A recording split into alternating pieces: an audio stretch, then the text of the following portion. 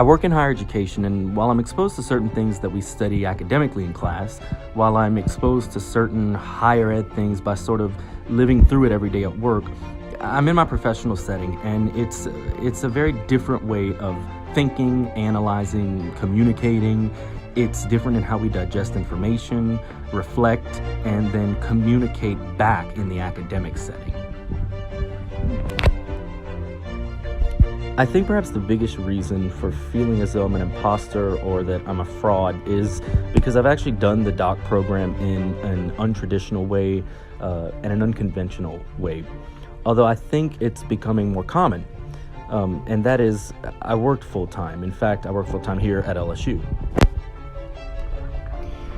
You know, when you go to grad school full-time, usually you begin and you have your cohort, you have a group of people who you are all pretty much on the same path, similar schedules, maybe each has a grad assistantship, things like that.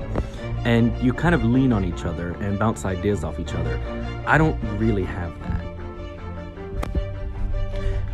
But what I've lacked is the ability of a full-time graduate student to really immerse myself deep in thinking academically about the subject of higher education that's at the core.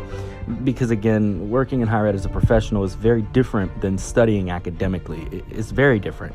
And for that reason, because I've never been able to really immerse myself completely in the field for even one semester, I felt as though I'm not, quote unquote, a real grad student, you know?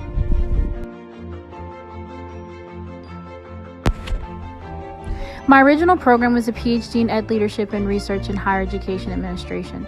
As a person with only degrees in secondary education and curriculum and English, I felt really out of element when I stepped into the higher education PhD classes.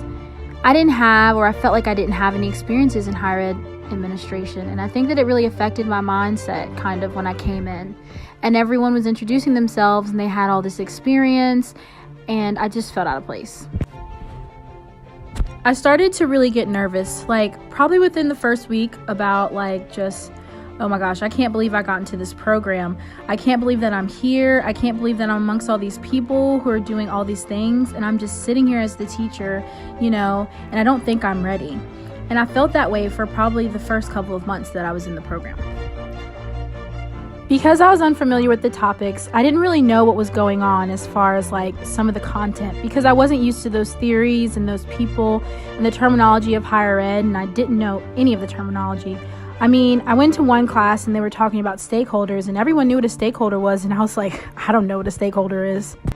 For me, I had just come off of a master's degree in New York, where I had both family and friends in the general area. And it was in the same field that I had gotten my bachelor's degree. It was in public relations, a very practitioner-based field.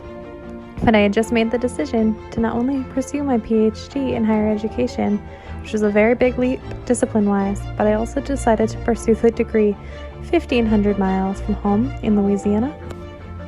I knew no one, and I found my apartment online, and all I did was fill my Ford Focus and come down here with stuff.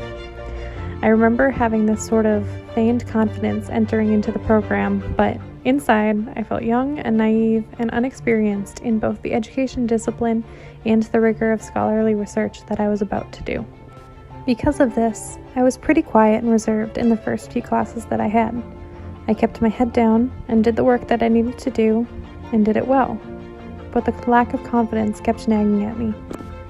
No matter how well I did, there was always this little voice in the back of my head. Can you do this?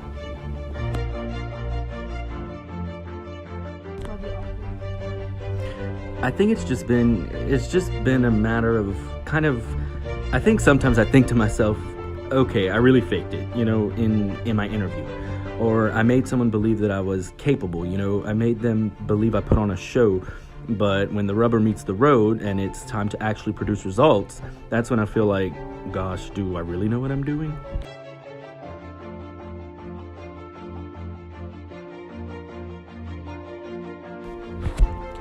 So I started off in the higher ed PhD program, but I ended up switching to the P12 leadership program.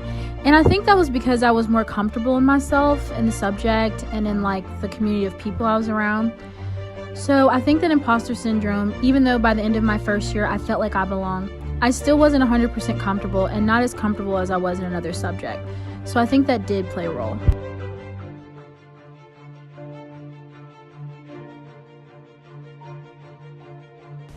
I found that trying to compensate so much for academic success made me forget to prioritize work-life balance and self-care, which are really important to me.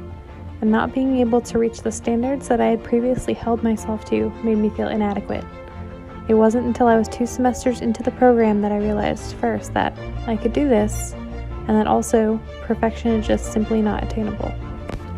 I was trying to do way too much when I think that as PhD students, we are already doing so much.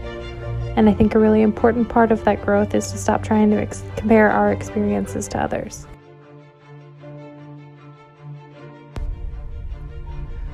I probably touched upon this already, and I think part of that is just simply, it's not so much anything that anyone can do themselves. It's literally the passage of time, and I think that just requires patience. It requires experience. Certainly, I think in a professional setting, it requires, at the very least, 1 full year in your job before you feel as though you're not a complete beginner. The last thing I'll say about how can people overcome imposter syndrome is to take comfort in the fact that this is an extremely common thing. And I'd venture to say virtually everyone, every human being who interacts with other human beings, everybody goes through this at some level, at some point, and this is normal.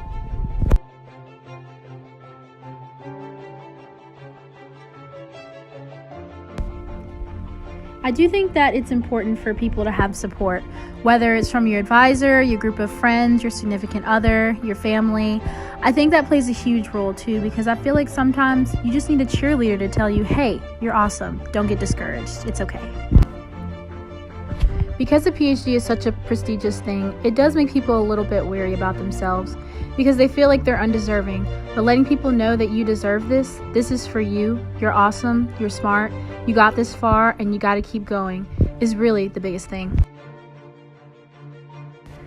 It is a really tired phrase, but I really do think that hard work pays off. At some point, you look back on the hours that you've put in and the effort that you've given, and you come to a realization that you do this because of a passion and a drive to succeed. So, while academia may always be a very competitive and rigorous environment that we are in, we have to take the small victories or the seemingly insignificant assignments and take pride in them. And with pride comes confidence, I think.